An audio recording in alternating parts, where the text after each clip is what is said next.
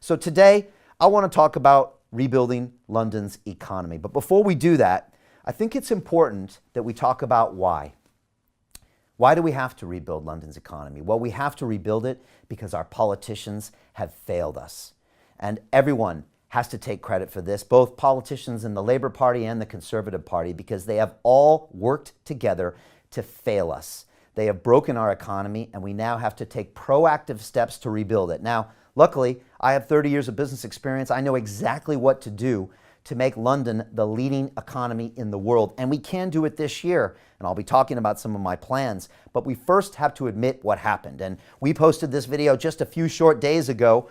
Here's a screenshot of what that video looks like. You probably have seen it on my YouTube channel, and you can go see it. It's titled, Our Politicians Have Failed Us. And this video has hit nearly 1 million views in just a few short days. And I think we got a screenshot right now. I think it's just crossed 964.9 thousand views. It's probably hit 1 million while I'm talking right now. And I've been blown away by the response. But look, we were just being honest about the facts and how our politicians have failed us. And it's time we hold them to account. And it's time we start seeing the flaws of the two-party system. And that's the problem. They both have their own agendas, they have their histories, they have their corporate donors, they have their backroom deals, and it stops them from doing the right thing for the citizens of London. And I think that's why this video is getting so much traction. I want to play it for you really quickly here so you get an idea of what this video is all about. But here is that video that's going viral because people know that we're speaking the truth. Our politicians have failed us. They locked down our cities. They decimated our economy. They failed to protect our elderly. And they are destroying our children's futures. Our politicians have failed us. They promised to make decisions based on science. They promised to respond proportionately to the danger of the virus. They promised to protect our jobs and businesses. They promised to make the best decisions for our long-term future. But they lied. Blah, blah, blah. It's all good words. Why is it not fair to say that you are failing in your mission? They shut down our pubs, restaurants, and gyms, where less than 3% of COVID transmissions take place. Why? They are closing our schools, when children are 50% less likely to spread the disease. Why? They canceled 27 million hospital appointments, with 3 million of those for cancer.